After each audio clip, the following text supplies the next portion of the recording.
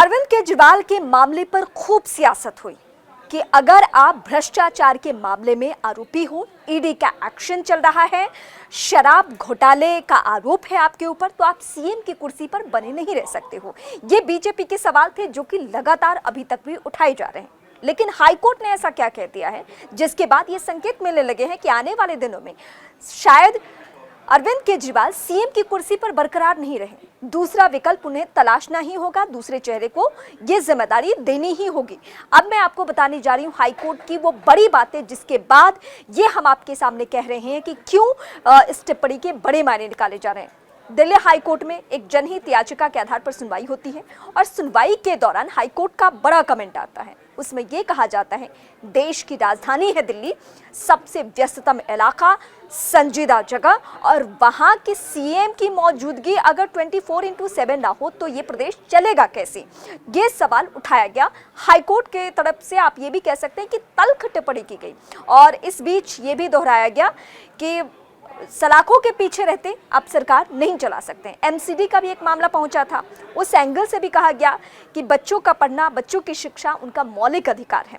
किसी सीएम के सलाखों के पीछे रहने की वजह से किसी के साथ हकमारी नहीं होनी चाहिए।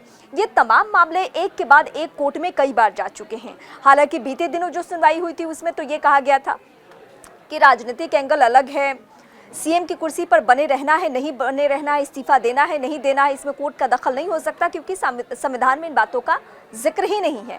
और अरविंद केजरीवाल और आम आदमी पार्टी जिद पे अड़ी हुई थी कि किसी भी सूरत में हम इस्तीफा नहीं देंगे। लेकिन जैसे जैसे वक्त गुजर रहा है और जैसे जैसे समय बहुत ज़्यादा लंबा खिंचता जा रहा है, उसके बाद सवाल ये उठ रहा है कि क्या देश की राजधानी दिल्ली में बिना मतलब सीएम की कुर्सी पर जो शख्स काबिज है, अगर वो सलाखों के पीछे रहता है तो क्या इसी तरीके से सरकार चलेगी।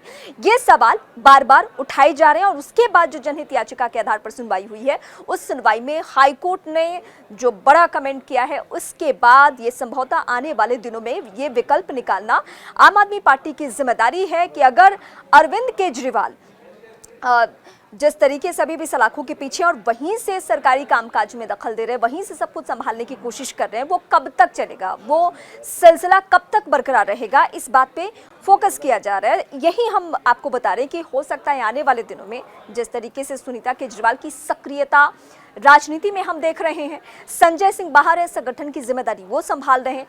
कौन वो चेहरा हो सकता है, इसको लेकर तो सस्पेंस बना हुआ है कि अरविंद केजरीवाल के बाद कौन।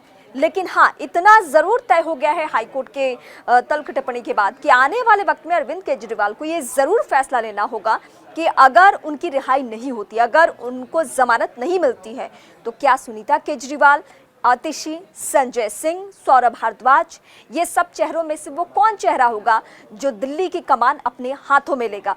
क्योंकि भले ही संविधान में इस बात का प्रावधान ना हो कि अगर किसी के मामले किसी के ऊपर आरोप सिद्ध नहीं होता है और फिर भी वो सलाखों के पीछे ही है, तो क्या वहाँ से वो सालों साल सरकार चला सकता है, इसका कोई प्रावधान नहीं है। लेकिन नैतिकता के आधार पर अमूमन राजनीति में हमने देखा है कि लोग इस्तीफा दे देते हैं। हेमंत सोरेन का उदाहरण हालिया दिनों में झारखंड के जो सीएम रहे हैं, अब पूर्व सीएम हो चुके हैं, चंपई सोरेन वहां के सीएम है।